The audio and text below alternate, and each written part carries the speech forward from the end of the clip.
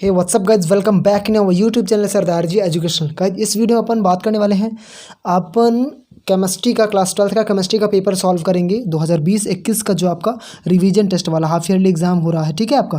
तो उसका paper solve करेंगे A to Z सब कुछ। तो चलिए स्टार्ट करते हैं आज का वीडियो बिना किसी ना बोलूँगा अब। चलिए सबसे पहले अपन देखते हैं, मोम उदाहरण है। मोम किसका उदाहरण है? तो ये आप भी जानते हैं, मोम किसका? अक्रिस्टलीय ठोस का उदाहरण है, ठीक है। मोम किसका उदाहरण है? अक्रिस्टलीय ठोस का। क्लियर। आगे बढ़ें, इस जैसे रबड़, स्कंदन, ये सब चीज़ें किसकी है? अक्रिस्टलीय ठोस के उदाहरण है।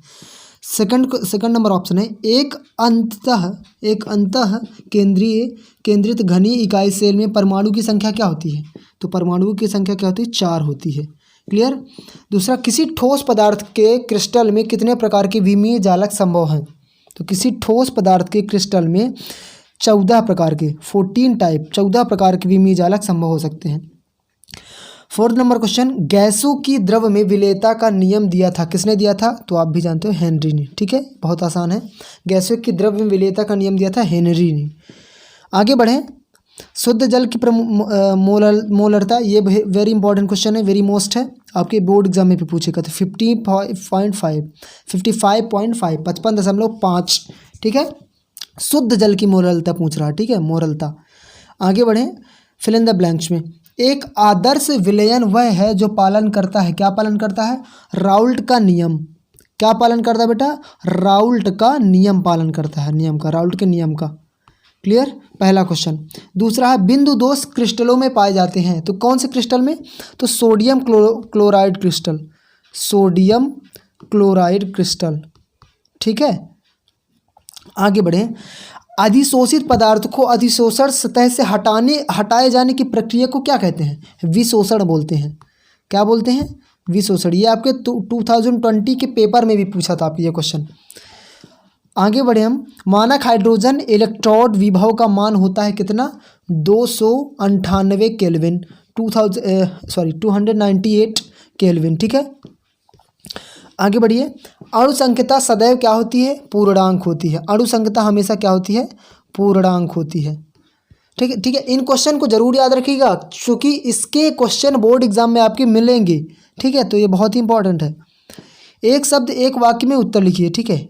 अब देखिए, यूनिट सेल के घनत्व का सूत्र क्या होता है? यूनिट सेल के घनत्व का सूत्र होता है, देखिए, चाहे यूनिट सेल पूछ ले, चाहे इकाई कोशिका कह दे, ठीक है। तो यूनिट सेल का तो होगा इकाई कोशिका का द्रव्यमान, इकाई कोशिका का द्रव्यमान बटे इकाई कोशिका का आयतन, ठीक है। द्रव्यमान बटे इकाई कोशिका का द्रव्यमान बटे इकाई कोशिका का आयतन। क्लियर। ये क्या है? यूनिट सेल का घनत्व का सूत्र है। आगे बढ़ें, फ्रैंकल दोष एवं साटकी दोष में अंतर लिखिए। देखिए, फ्रैंकल दोष जो होता है बेटा, क्रिस्टल के घनत्व को प्रभावित नहीं करता, ठीक है। फ्रैंकल दोष, ठीक है, ये क्रिस्टल के घनत्व को प्रभावित नहीं करता, क्योंकि उसके विपरीत साटकी दोष क्या होता है? घनत्व को कम करता है, ठीक है। ये क्या करता है? कम करता है। फिर से बता दूं, फ्रैंकल दोष क्रिस्टल के घनत्व को प्रभावित नहीं करता है, नहीं करता, और ये ऑब्वियस सी बात है, ये करता है, कम करता है, ठीक है। आगे बढ़िए, मोल प्रभाज हेतु प्रयुक्त सूत्र लिखिए। तो मोल प्रभाज हेतु क्या है? तो मोल प्रभाज बराबर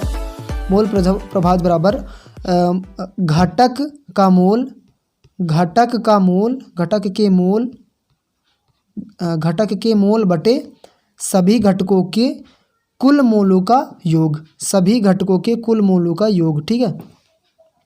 फिर से बता दूं मैं, मोल प्रभाज बराबर घटक के मोल बटे सभी घटकों के कुल मोलों का योग। ओके, आगे बढ़िए, मिसेल को परिभाषित कीजिए। मिसेल क्या है? तो देखिए क्या है, डिटर्जेंट के स्वच्छीकारक पदार्थ को मिसेल कहते हैं। डिटर्जेंट के स्वच्छीकारक पदार्थ को क्या बोलते हैं? मिसेल बोलते हैं। आगे देखिए, लास्ट क्वेश्चन है, क्वांटम दक्षता क्या है? तो क्वांटम दक्षता एक माप है, एक सेकंड, हाँ, क्वांटम दक्षता एक माप है जो कि विद्युत रूप से प्रकाश संश्लेषण को मापता है, ठीक है।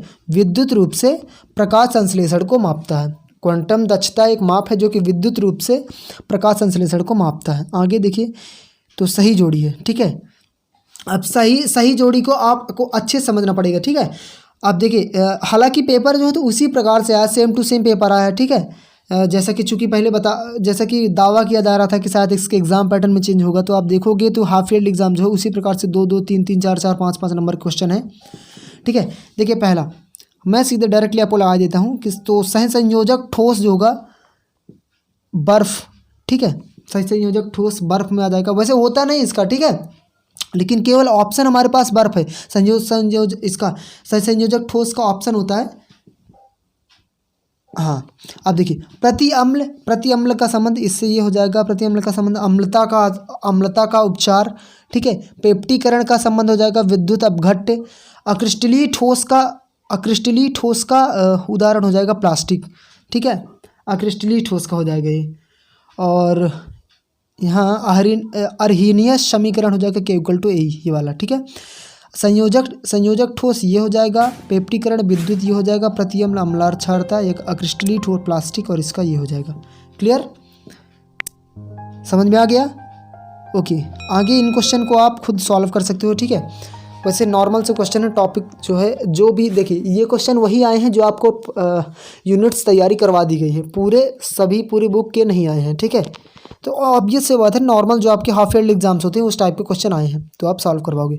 सो I hope you like the video अच्छी लगी तो लाइक करो, चैनल को सब्सक्राइब करो, कमेंट करो जो भी क्वेश्चन है, और टेलीग्राम का चैनल ज्वाइन कर लो, वहाँ पेपर भी मिल जाएगा आपको, ठीक है।